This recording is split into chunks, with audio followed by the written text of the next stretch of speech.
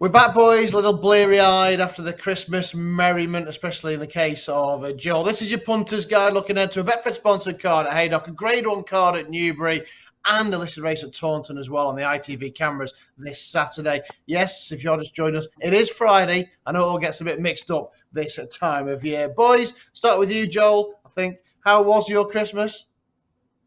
I loved it. Well, I didn't really enjoy Christmas Day. It's all about Boxing Day, isn't it? Everyone goes out for a walk. You get the beers out at lunchtime. You start with Leopardstown, and it's great. And I just think, like, yesterday, over the weekend, it's brilliant. It's like all our kids have done well at school. Frankie's got his twins at Constitution Hill and Galloping de Champs. You've got your Marine Nationale. I've got my Gaelic Warrior. It's like a parents' evening where we all go afterwards for a drink and go, do you know what? Oh, our little Jimmy's doing really well. So's our little Sarah. So honestly, I was very chuffed. There was only a fight in your class, though, Joel, with Gaelic Warrior and Danny and Paddy Mullins. Yeah, right. Try and explain that to me, because I do get it. But if they weren't cousins, if they weren't the same stable or the same surname, if we're at Wolverhampton, and I said to Frankie beforehand, right, I'm going to leave you a gap on the inside there. Don't you dare go down that gap. Well, he's trying to win a race. Otherwise, it's a little weird. I know what he means, but at the same time, I wouldn't be saying that. Yeah, I don't know, because he can jump right, isn't it? I think he's saying that a gap will open up, but by the time we get to the next fence, I'm going to be jumping back into it, so I wouldn't go there. I think that's what he's getting at. Yeah, but what do you have told? What do you have told Lisa O'Neill if she was riding for Gordon Elliott or something? Don't go down the inside. I know what you mean. You might be thinking, no chance, I'll go where I want. But I don't know. I'm waiting on Ruby Walsh's analysis for this. I've walked the course at Cheltenham a couple of times with him, and he always gives you little snippets like that of what they used to say to each other and the chat that used to go on. And I'm really interested on what he says on it, because I don't. Well, I mean, he's probably going to say that it's all kosher, isn't it? But I was surprised when I spoke to Ruby about the amount of conversation that would go on with jocks on the way around. So I don't think it's unusual. They started using the jockey cam. I think it was a Haydock initiative, first of all.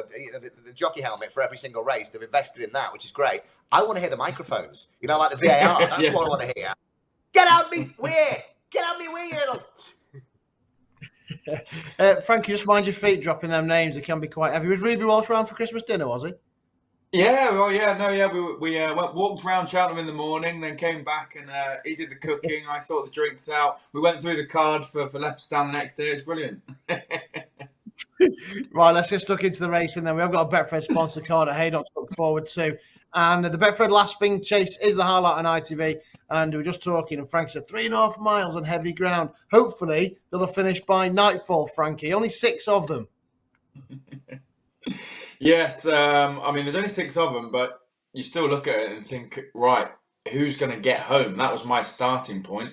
Who can go on the ground? Who's gone the trip? Who's carrying what weights? And for all of those reasons, I'm going to go with East Street, who only carries 10 stone 10. Has gone round Weatherby on heavy ground. That's pretty testing on one round there. Hasn't gone quite this far.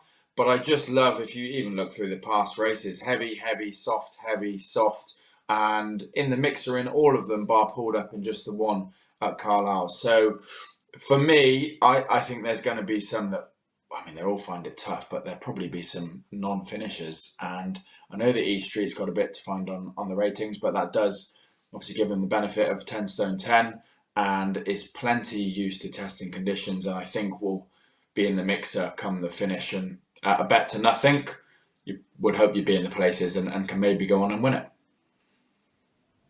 Yeah, there's famous Hemming Sills, of course. In the Wiz enclosure last week at Haydock in a staying chase of Famous Bridge, and runner-up in the Welsh National with Iron Bridge. Joel, are you with East Street or something else?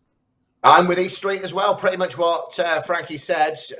Pulled up on seasonal debut at Carlisle, but was never going. Won by a cigarette paper at Weatherby mid-November in that conditional jockeys race. Second by a neck at Newcastle on heavy ground mid-December under Brian Hughes. Was outpaced. It's one of those ones in running.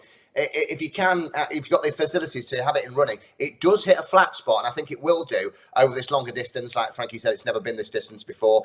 Will hit a flat spot, a bit Paisley Park-esque, but we're staying on well towards the end of the last race. Brian Hughes keeps the ride, and I was hoping that Fantasticus would come out as well, and we're back this now at 92, 5 to 1 or something like this, but this is the first preference. As opposed to Newbury, but if Fantasticus comes off, it will be a very, very well. It'll be a short price. It'll be second favourite, probably about 5 to 2. So East Street for me, it's a double so far. Matt, are you making it a treble? No, John Joe's got one. It's collector's item for me. He ran his best race here over hurdles, of course. There he is. He's off. He ran his best race here over hurdles, and he was noticed staying on behind. Not sure he ran one on the Welsh National at Sandown last time out. So that's probably where I would be, but. Obviously, it'd be certainly small stakes in that ground. We can move to Newbury, and before we look at the 150, though, early on in the card, Frankie, Jericho de Repino, your supreme thought, or your supreme fancy, supreme pick runs for Nicky Henderson. But he's going to get a tough test of his credentials, isn't he? Yeah, it's good to see him back out. Starts to add to the supreme market somewhat. Slightly better tests, and hopefully he goes and does it in the same style, because those 20 to 1 tickets will start looking a little bit nicer. But yeah, I mean it's great to see him back out, and you can only hope for the same sort of performance. I actually probably wouldn't want to see him tested too much, because I'd like him to be head and shoulders above these still. So I'm hoping he still does it on the bridle. Yeah, it's a very nice type of secret squirrel. I've won very well at Counties. Also, I've had my eye on for big targets, and it'll be a real tough test for Jericho de Repino. A good race, that one. That's at 12:40. The first race for the ITV cameras will focus on, though, is the 150, 2.5 mile handicap hurdle, which is the same track and trip. The Get a Tonic got the job done last time out, Frankie. Yeah, Get a Tonic was really good.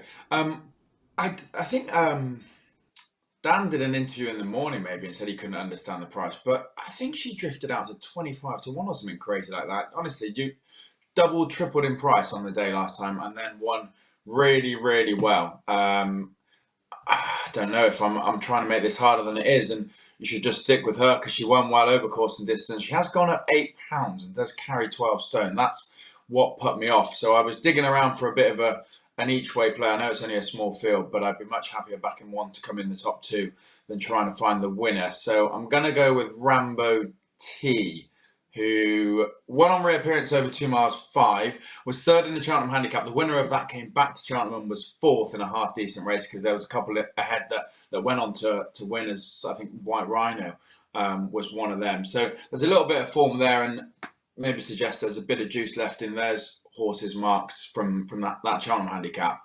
And then they tried Rambo T at 3 miles, and it just didn't really work. So back to 2.5 off of 123. I hope there is still some progression that just wasn't shown for the further trip last time, and back to 2.5 might give Rambo T a bit of a chance. But Get a Tonic has obvious chance as the favourite. I just couldn't quite be strong enough on her to back her at 2 to 1, so I've gone for an each way play. Yeah, back down and trip Rambo T. Interesting, travelled well here over 3 miles. I know you don't like Tonic, Joel. It waters it down too much. Are you against her, are you? I am. It's like myself and Frankie and Ruby Walsh are sitting around the dinner table together. I looked at Get a Tonic, and I always think, right, one of my rules, Frankie has weird rules. I always have weird rules that if Jamie Codd has rode your point-to-point winner and it's been sold for a lot of money, I think it's not it's not worth that. It's just a brilliant ride, and I thought they've been ripped off. But it's back to hurdles. 28 to 1 it came in last time. I'm not taking 12 stone at Haydock grounds, so I'd gone for Rambo T as well, with James Bowen taking over from Sean. Ollie Murphy's on a 28% strike rate last couple of weeks. I'm not massive. I don't really understand it when I'm talking about breeding, unless I'm looking at bumper form. But the breeding does come up with Rambo T from a smart jumping family. Won on that seasonal debut by a neck. I think with me, last time out in Newbury, December 1st, it jumped so badly, it's untrue. It's better than this. It's around 13 to 2, 7 to 1, and taking on Get a Tonic, which may have been a fluke last time, because even the trainer, he said I can't understand why it's a big price, but 28 to 1, and it was ridden from the front as well. Get a Tonic. It's always been held up, but Rambo T for me, I think it's better than this, and it's 11 to 2, 6 to 1, whatever it is now. I'll be on that at an each way poke. Right, surely they can't go for the same in the Mandarin then at 225. 12 go to post. Not quite the race it used to be. It's certainly down in quality, but a wide open handicap at around about 5-1 the field. Joel, I'll start with you this time so you can't copy Frankie. Well, if our Pats comes back from Amsterdam in one piece, Robert Patrick, Richard Patrick even, he doesn't even know his name now, he's been in Amsterdam. Atlanta Brave is one of the big tips for the weekend for me. Only 2 runs over fences, lightly raced. Gets up in trip here, gets a couple extra furlongs, 3 furlongs I guess. Same mark as Exeter in November when was second to Enjoy Your Life from Venetia's, and Venetia's obviously flying. In that same race, Landon Corning was back in 5th, and that won the Lincolnshire National on Boxing Day at Market Racing. It's got point-to-point form, 1 from 1, and being Richard Patrick and Kerry Lee, who can do the job, Atlanta Brave, for me, is one of the best bets of the weekend. I'm surprised it is that big of a price. Yeah, he went off favourite for his chasing debut at Cheltenham, didn't he? And there's no disgrace in that 5th. Frankie, what do you fancy in the Mandarin? I'm going to stick with my old mate Charlie Deutsch. There's got to be one, hasn't there? He's got plenty at Newbury. Lascalin, who was 3rd in this race last year, has been disappointing this season so far, but does sometimes happen when they take a little dip in the handicap, and that has happened. He has won a couple of races over 3 miles. 3 miles 2 was placed here in this race last year. 2nd at Sandown as well. That was off a mark of 133. Comes here today or tomorrow off of 128. So a little bit of ease in the weights. 2 runs that haven't been up to scratch, but back at a track and a mark that he's done it well before. So Lascalin for Venetia Williams and Charlie Deutsch. Who knows when their good form will run out, but hopefully it continues this weekend. Interesting then. Yes, sticking with Venetia Williams and Charlie Deutsch. Right, what a race we have got for the Challow Hurdle. A bigger field than we normally get as well. Looking forward to this one. Obviously wide open, but Will Mount takes a big chunk out of the market. He's been impressive so far, including a win at Newbury. Captain Teague in there, the Persian War winner. Look Away as well, the Great Wood second. He's got handicap form. Johnny Who, still unbeaten. Crucifix at Carlisle. It's a grade 1, and it's a proper grade 1, Joel. Yeah, proper grade 1. The only one I could go against this field, which I think Frankie would probably tip, is Captain Teague. I just think it's another nickel slow 5 miler.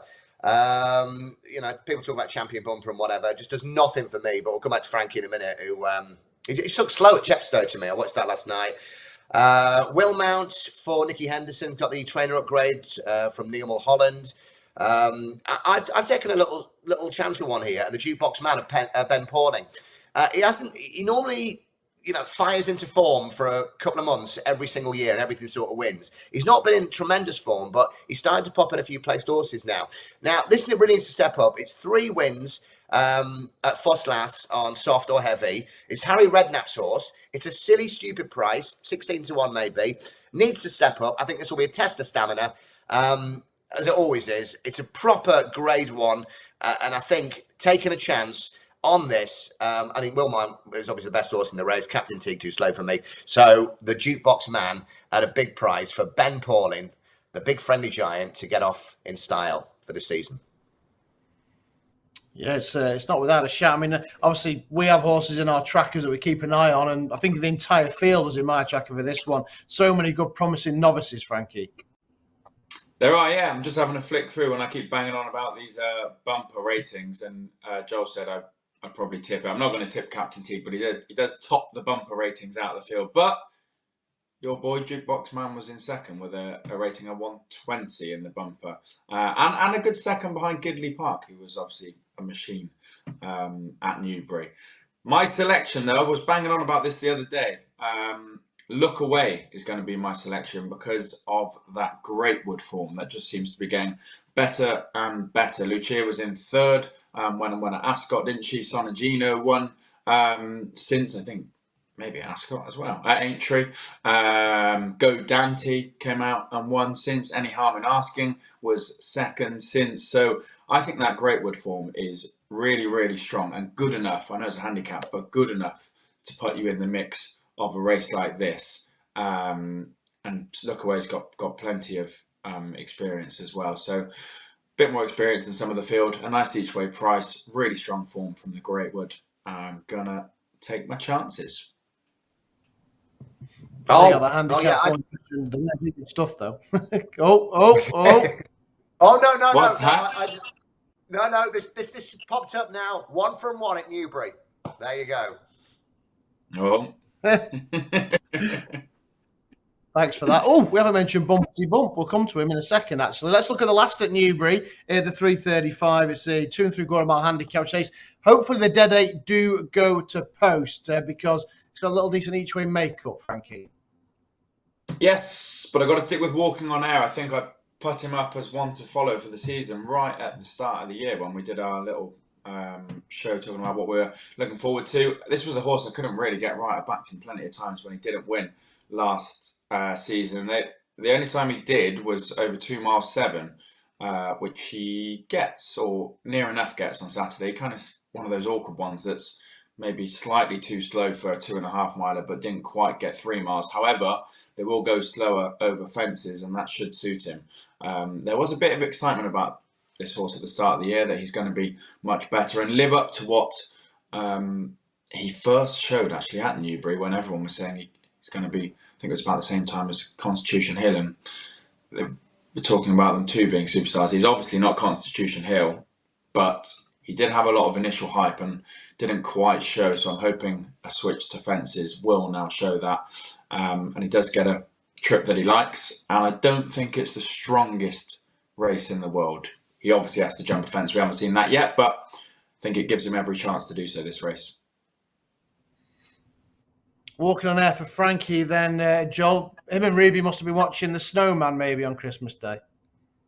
I've watched it. Me and Ruby watched it and watched the Snowman and Snowdog afterwards as well. It was brilliant. He was telling me exactly how the Snowman should have taken off, flying into the sky as well, and how you do it. You go around the inside and whatever. Walking on Air was one that I put up as well at the start of the season. Thought it was going to be the next Constitution Hill. Did we, Eric? 11 stone 9 though for Chase debut. Not for me. In a pretty bad race, I'll be honest with you. Ballycammers for Nigel Twiston Davis this season. We got a 3rd at Bangor in October, 2nd at Warwick in November, and 1st at Chepstow in December. Stayed on strongly at Chepstow on heavy ground, and I just take a little poke at that one in a race that is not really something that I get too excited about. However, I would like to see Walker on There do all right for Chase debut, but 11 stone 9 on ground with the rain coming, not for me.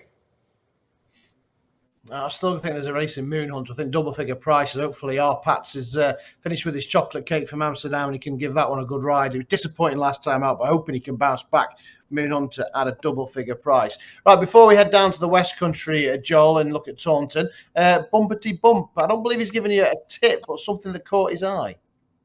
Now, I don't know if you saw on Boxing Day, it was, I think, maybe the first race at Leopardstown, around midday. There's a horse that Gavin Cromwell's in there. Now, if you've not seen this, you need to go and find it. If you don't subscribe to Racing Post or whatever, you can find it on Twitter. There's a horse called I Am Lorenzo. I think it was around 18, 20 to 1 or something like that. Friendless in the market. And it's the first time it's ever raced anywhere, 4-year-old.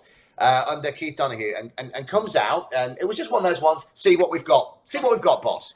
Anyway, it just sat out the back. Anyway, it was flying like a tank, right? I'm not going to say anything until you've watched it, right?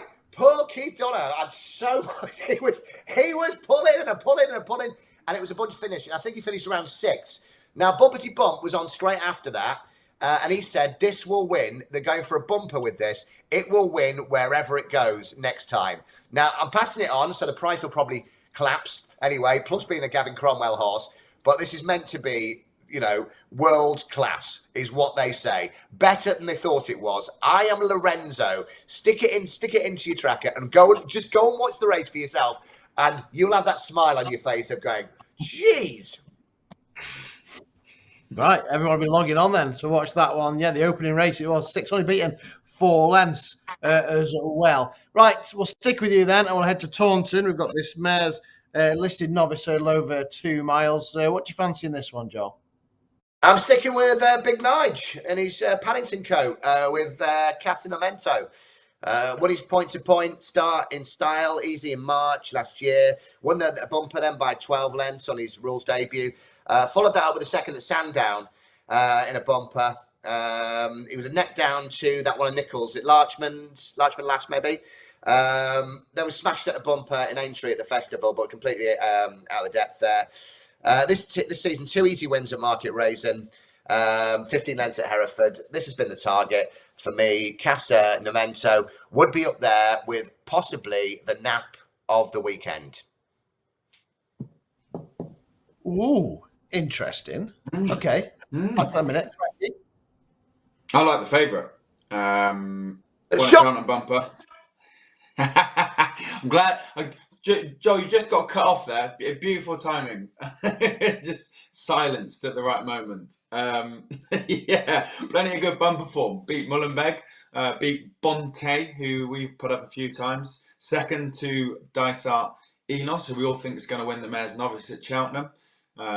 Midfield in the actual Cheltenham bumper. And then switched to Harry Durham and won on Hurdle's debut. And Harry Durham is banging in winners at the moment, 25% strike rate. He seems to be very good at placing horses. Obviously, he's learned his trade from Nichols. And yeah, I think it'd be one to get excited about, because they were getting very excited about Queen's Gamble when she was running in bumpers. And Harry's obviously got her jumping well and won first start over hurdles. So I'm with the favourite, Joel. I will take you on then with the second favourite. Matt, do you want the third favourite? No, I'm very much in your camp. I like Casa Nomento. He's rated high. I like Queen's Gamble as a horse. I've just not been massively impressed with the 2 wins so far. And I thought Casa Nomento, I couldn't believe the prices. I thought there might be an each of 2 or Casa Nomento maybe slight favourite. The fact that, as we're talking now, even money Queen's Gamble 2-1 Casa Nomento, very much with the second favourite. And I was even thinking of maybe Nap Material potentially as well, but maybe Joel's going to steal that. We'll find out then, shall we? There are your 6 races we've looked at on the ITV cameras. Don't forget, you can watch us every single Friday on the Punters Guide preview of the weekend's racing. And then on Mondays, we'll do our Road to Cheltenham series, reflecting on the weekend action and looking at, of course, to the big festival in March. So watch us on YouTube. Also, you can subscribe and listen to us. Take us everywhere you go on Spotify as well. We'll do nap time. I will let Joel go first then and see if he does go Casa Nomento, or is there something at Turfontaine or Portman Park that he likes? I've been through the Chartin card this morning, couldn't find anything. But last time we got a tip from Chartin, it was from the jockey who I believe Frankie was sitting next to at a cocktail party, Mikel Barcelona, and he tipped him a loser. So I'm going to stay safe this weekend. It is the second favourite, though. 210 Taunton, Casa Nomento for Nigel Twiston-Davis. We've done plenty of Chartin over the Christmas period as well. Right, Frankie, what would be your best bet of the weekend? Talking about random bets and Chartin, it might have already ran by now. And I don't even know when it's running, but I saw a little snippet with Harry Redknapp out in Bahrain. They're doing a lot of PR with him, as they would anyway, but you never know. Fergie went out there. He was the star of the show, had a winner. Harry's Redknapp's gone out there. He's got a runner. Is it Motasabek? Can't remember. Anyway, have a look out for Harry Redknapp's horse in Bahrain. But my nap is one we haven't looked at. The 115 at Newbury, Matador. So I'm hoping for a Charlie Deutsch quick-fire double. This horse, a little bit disappointing on reappearance over fences. Didn't really jump. Master Chewy won that race. An all right third behind Brave Kingdom, who's ran well since, won at Newbury since. And then second last time out to Etalon when Matador did finally get jumping properly. And Etalon put in a good performance on Chase debut and was a half-decent hurdler, I think, was maybe underestimated last time out. So I think this could finally be Matador's day after he's taken a little bit more time than they probably hoped to get himself organised over fences. But a mark of 118 and a good second here last time to a decent horse. I think he's got a good chance. Interesting. The Harry Redknapp horse is Mokhtasar, ran on Friday morning in Bahrain under John Egan. There you go, that's the one Did it win? looking for. Right. Say again? Did it win? It's not run yet as we record this. You'll have to check yourself. I'm going to take a little bit of a chance. I'm going to take a bit of a chance that Secret Squirrel, easy for me to say, can lower the colours of Jericho de Repene, who didn't have much to beat last time out. I thought the favourite. I think at the prices, I was really taken with Secret Squirrel. He's a really interesting horse to look at. He's kind of like a brown horse with a white tail. He's an incredible specimen. I think he's going to be interesting. Jericho de Repene does beat him and beats him well. And I think he's a serious supreme candidate. So maybe a little bit left field there, taking on the odds on Jolly at Newbury. Right, that's your preview of our weekend action. Joel's got his hand up like a little boy at the back of the classroom. Can I ask a serious question? Because Frankie jibbed me off when I asked him. For Christmas, I got Cheltenham tickets for New Year's Day for my missus. We're staying in is it the Brewery Quarter or something? I don't really know Cheltenham Town Centre. But where do I go? Because I decided that Flight Club are doing a 4-course meal with champagne and everything for 70 quid. Where do I go? Is it safe? Will I be all right? Will I get mobbed? What's going on? Where do I go? Cheltenham New Year's Eve. It's only Cheltenham. You're gonna be safe, that's for sure. Well, you're in a good spot. Brewery Quarter is basically on the walk back so you can walk down from the course, past Brewery Quarter and into town. So obviously, if you're starting there, it's a short walk. You get into town. You might stop in a boozer on the way. There's a couple, but if you're coming back, you'll also go back past where you started. You can eat. There's plenty of places in Brewery Quarter, and then kick on up the hill, not the Cheltenham Hill, the hill away from the course, and then you're going into town. The likes of Gin and Juice 131. You can keep going up bars like Harry Cook, but you don't want to go that far. But yeah, my route is always back from the course into the brewery for food and drinks, wherever you get your hands on, and then keep going up to 131 for drinks.